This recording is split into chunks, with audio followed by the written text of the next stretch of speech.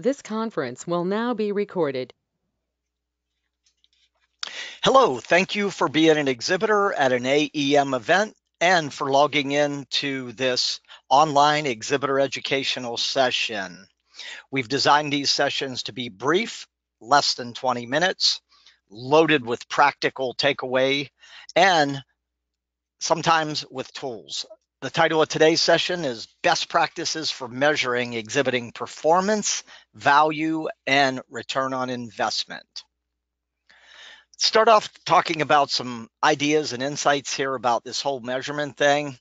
You've probably heard the saying before that what gets measured gets done. You've probably also heard that it's hard to improve what you're not measuring. Implementing a trade show measurement process provides a lot of great benefits, including the ability to assess and improve your overall exhibit performance, to be able to calculate using math and science where and how you're getting value for the time and money you're investing, and to help you cost justify the investment. If a lot of your job responsibility is tied up in trade shows, you've got a lot to gain, and in some cases, a lot to lose if you don't implement a measurement program. I never want the day to come when your boss walks into you and asks you, hey, we spent $100,000 on this show. What did we get? I want to make sure that you are armed to the teeth with solid answers backed up with mathematical formulas.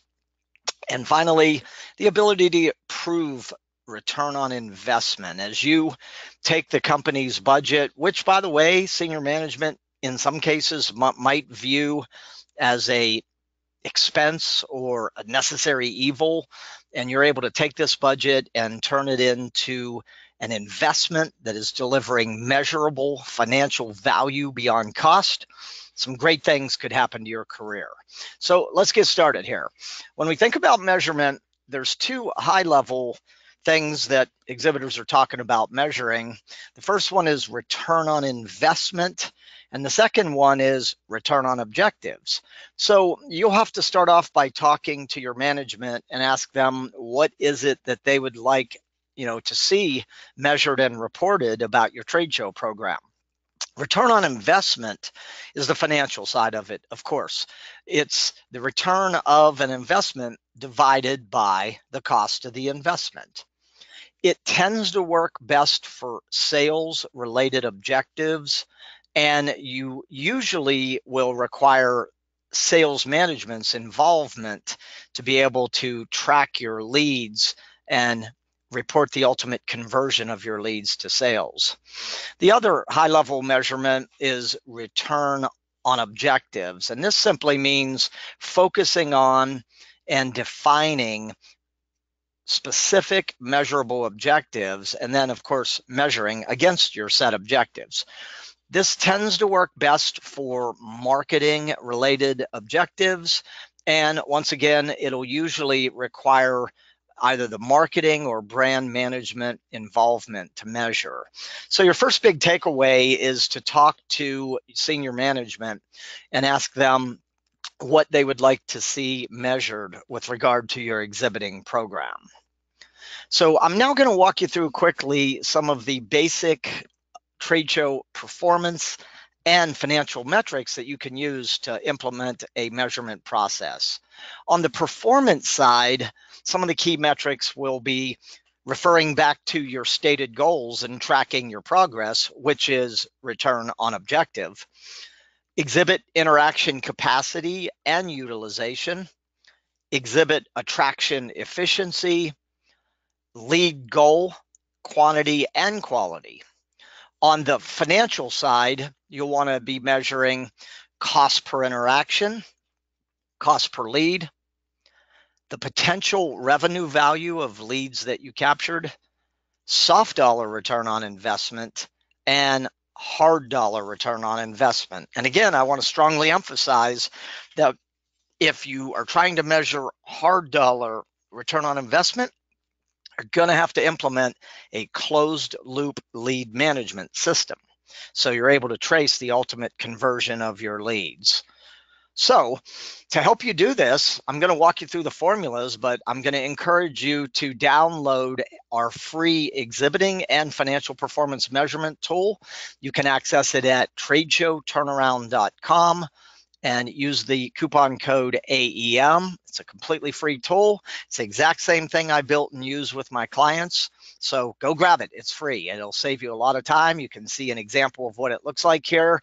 And the cool thing is the formulas are all pre-built for you. All you have to do is enter your numbers and it will prepare a dashboard for you, showing you in one shot, the benchmark and how you're performing relative to the averages. So be sure to go download and use the measurement tool.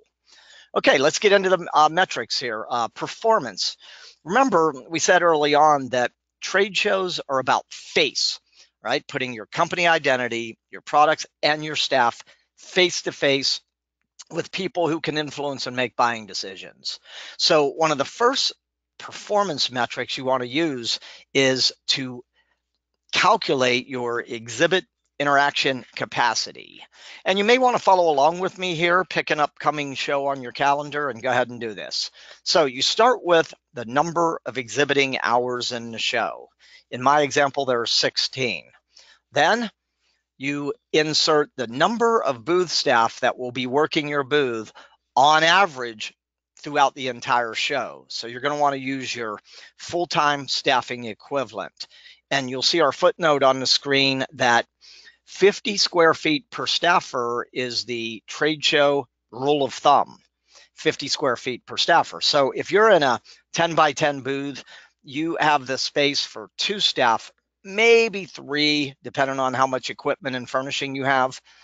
And also, as your booth gets larger, this number will kind of level off. There will come a saturation point where the 50 square feet will be open space, not total space, and there will be a point where it hits saturation, where if you're in a 10,000 square foot booth, that rule probably won't apply once you start running the formula. So when you multiply the number of hours times the number of staff, you have your total staff hours. This is your capacity for interaction in your booth. Now you want to multiply that by a target number of interactions per hour per staffer. And as a starting point, I want you to start in the 3 to 5 range. 3 interactions per hour per staffer is conservative. 4 interactions per hour per staffer is moderate. 5 interactions per hour per staffer may be aggressive. So I want you to pick one of those numbers. And if you haven't used this formula before, I would encourage you to start on the conservative end. Now you have what I call your magic number. You have the capacity for 96 face-to-face one-to-one interactions in your booth. Now, if you don't like that number and you feel, wow, that's less than I expected, or that's not as much as I would like to have, then change the variables. Can you change the number of exhibiting hours in the show? No. Can you change the number of booth staff? Within reason, keep your 50 square foot rule in mind. Can you change the number of interactions per hour per staffer? Yes.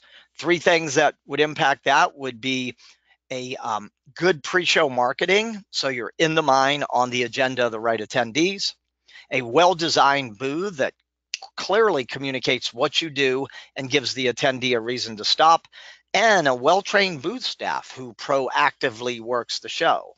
So any one or combination of those factors could increase your number of interactions per hour per staffer. So that's our first performance metric.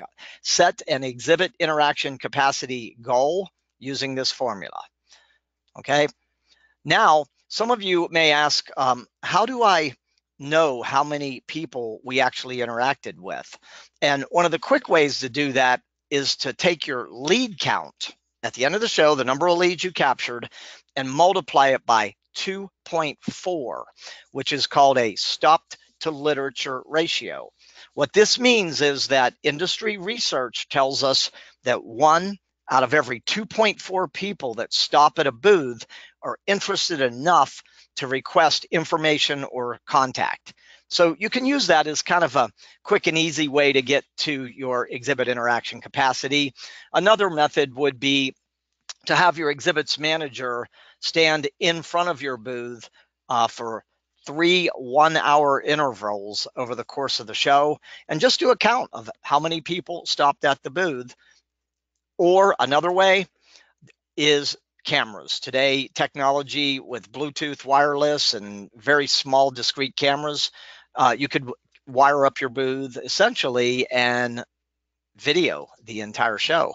The only backside on that is after the show, someone would have to set and run the videos to kind of see how many interactions, how many people stopped. Okay, so exhibit interaction capacity. Now, let's talk about utilization. Okay, so if you were able to track 75 interactions in your exhibit and you had a capacity for 96, then you utilized 60% of your exhibit interaction capacity. You want to be in the 80 to 100% plus range. So this would mean you would have to look under the hood and go, we didn't have enough booth traffic. Did we not do a good pre-marketing job?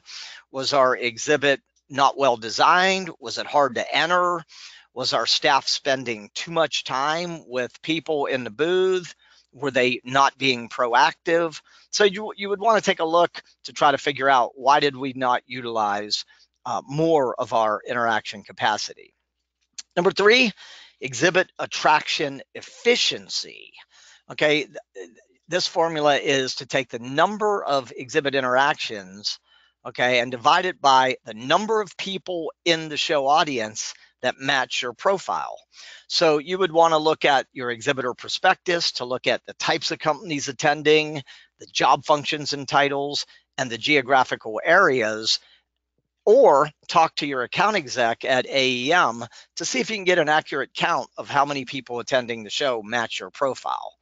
In this example, if there were 250 people in the audience that were dead ringer matches for my profile, and I attracted and interacted with 75 of them, my exhibit attraction efficiency was 30%. I was only able to attract 30% of my target audience. The benchmark, as researched by exhibit surveys, is 45%.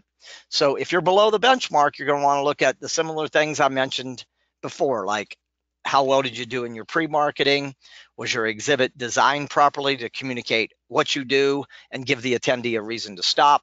Was your booth staff being proactive, engaging visitors? Were they spending too much time with people? Same formulas would come into play to figure out, why did we not get better attraction efficiency?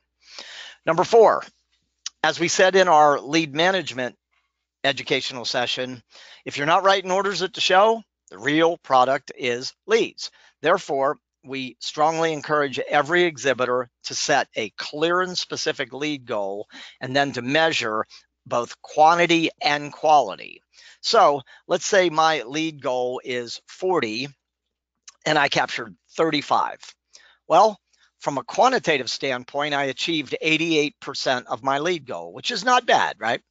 Now I would want to look back and start looking at the quality of the leads as defined by how many were A's, how many were B's, and how many were C's. So you can see in the example, I had 36% of my leads were A leads, 43% were B, and 21% were C leads.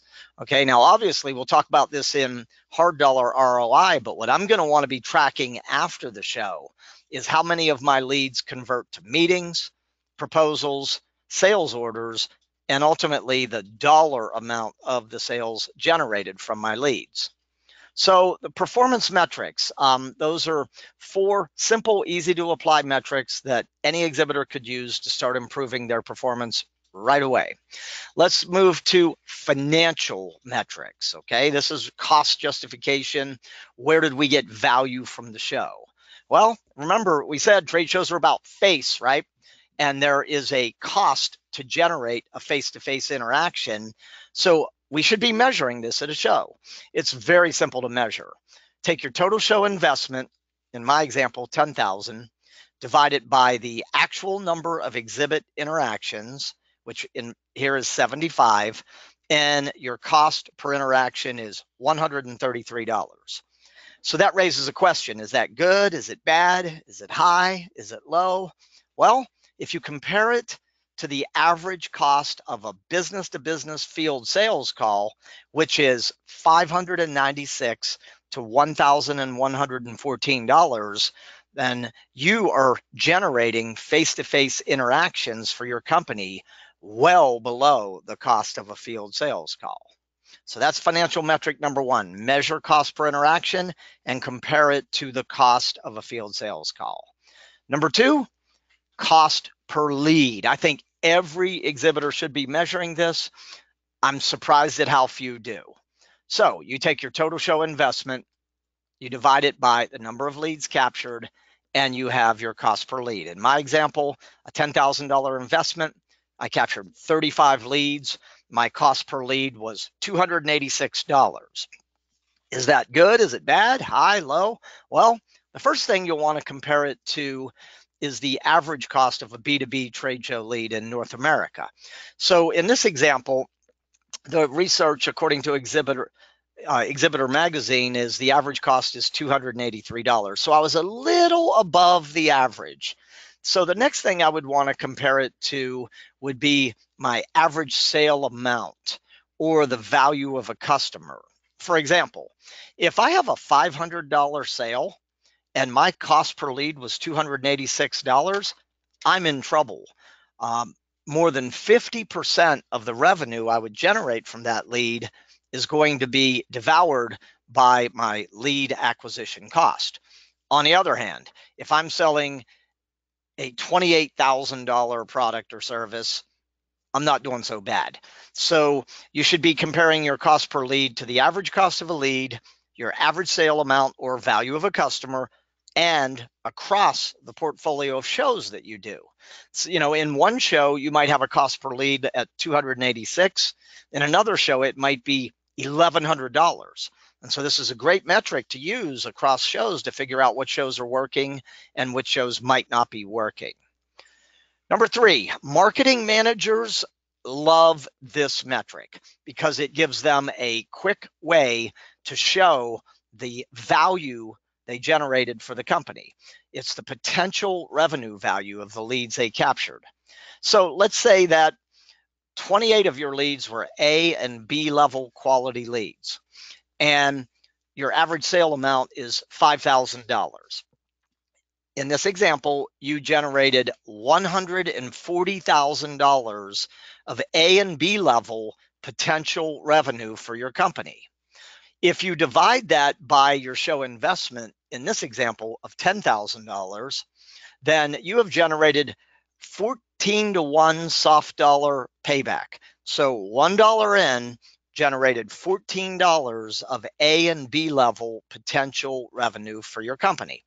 Now, obviously, that's not money in the bank yet, right? But that is value that you generated that you can quantify and express in numeric terms. Okay. Now, beyond using just the average sale amount, you could use the 1-year value of a customer if it's a repeat purchase, or you could even use the lifetime value of a customer. So you'll want to talk to your sales department, talk to your CFO, your CMO, and determine which metric would be the best for you to use to determine the potential revenue value. Okay, the next metric is soft dollar return on investment. So soft dollar is value you receive that you can quantify or express in numeric terms.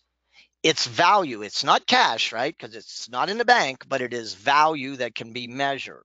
So we're going to use cost per interaction as an example to illustrate this measurement. We already showed you the cost per interaction formula. Total show investment divided by exhibit interactions equals cost per interaction. In this example, it's $133. So I'm going to compare that to the low end of a field sales call at 596. I am going to first deduct my exhibit cost per interaction of 133. Therefore, my cost per interaction savings is $463 per interaction. When I multiply that by the number of interactions I generated, I saved my company $34,725. When I divide that by my exhibiting investment, I have a 347% soft dollar return on investment.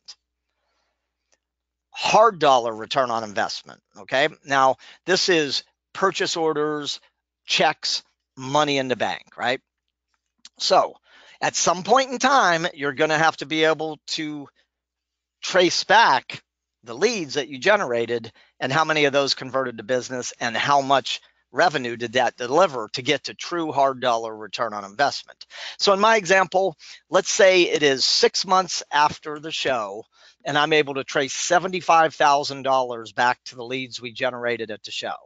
I'm going to divide that by my show investment of 10,000, and that's going to give me a hard dollar return on investment of 750%.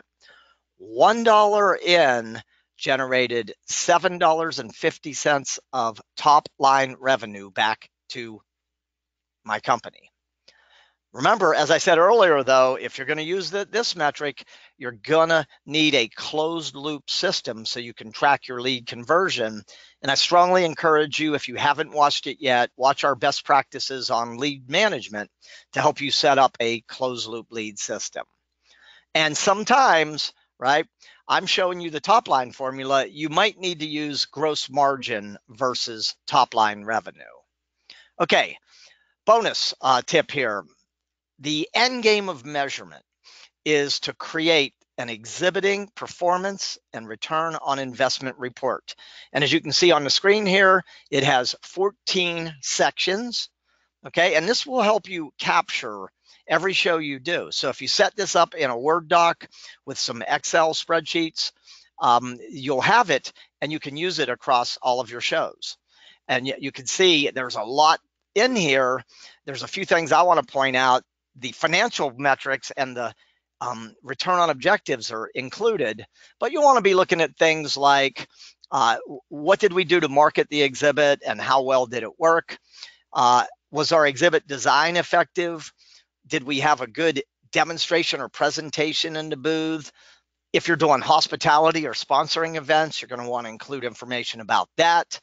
A competitive summary, include your budget and your actual, and you can use the cost control tool we gave you in the session on trade show budgeting and money management. And number 14 might be one of the most important takeaways from your report. What did you learn, and what are you going to do to make your next show a little bit better? So try to capture at least 3 firm takeaways from every show you do. So there you have it, high-level course on measurement. So here's your 4 action steps. Number 1, decide to implement a measurement process, talk to your team, and get buy-in and support from top down and bottom up. Step number 2, define what you want to measure, return on objectives, ROI, and what metrics you're going to use. Step number 3, go download the free measurement tool. I encourage you to use as many of the metrics as possible. And step number 4, create an exhibiting performance and ROI template and use it for all your shows. So thank you for logging in and viewing this quick session on exhibit measurement. I hope you got some great ideas and that you go grab the tool, and hopefully you will be measuring a highly successful trade show.